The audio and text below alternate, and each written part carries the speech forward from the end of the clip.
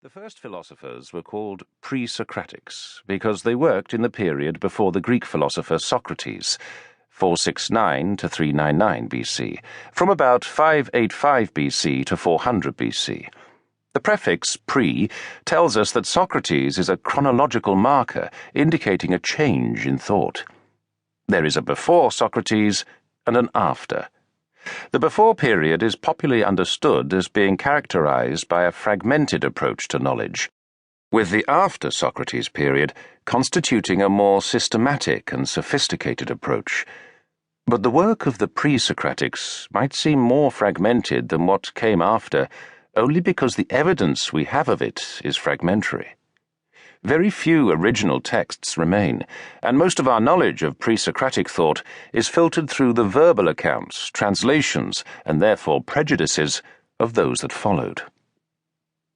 For philosophy, and I include here the concepts of thought and thinking in general, the Socratic moment is important in the way that the moment represented by the birth of Jesus Christ, 5 BC to AD 30, is important.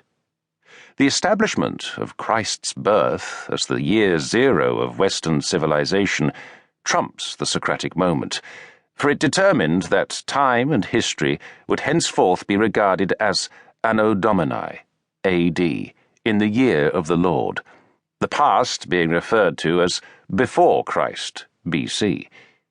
Socrates and Jesus Christ, the man, Socrates made no claim to divinity, had several things in common. Both were teachers. Both were executed for their beliefs. Both left behind schools of followers who would guarantee the longevity of their ideas. And both abided by a one-word commandment. For Socrates, it was think. For Christ, love. Socrates' disadvantage. One advantage Socrates had over the pre-Socratics is that his thought was recorded by his pupil Plato, 428 or 427 to 348 or 347 BC, and so survives intact to this day. The disadvantage that Socrates, Aristotle, and the other Greek fathers of Western philosophy endured is that their light was hidden under a bushel for more than 1,000 years, while Christian thought prospered and became dominant.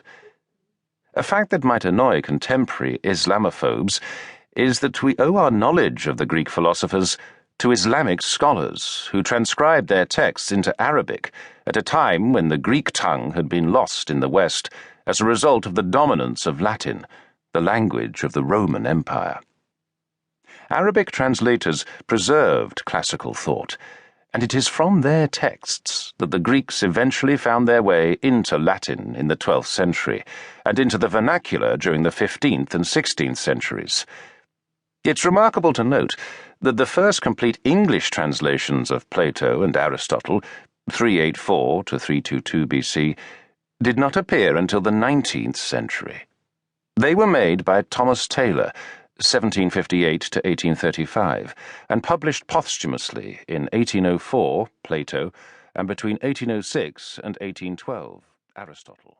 To keep listening to this audiobook, I've left you a link in the description so you can do it, at no cost thanks to Audible's 30-day free trial.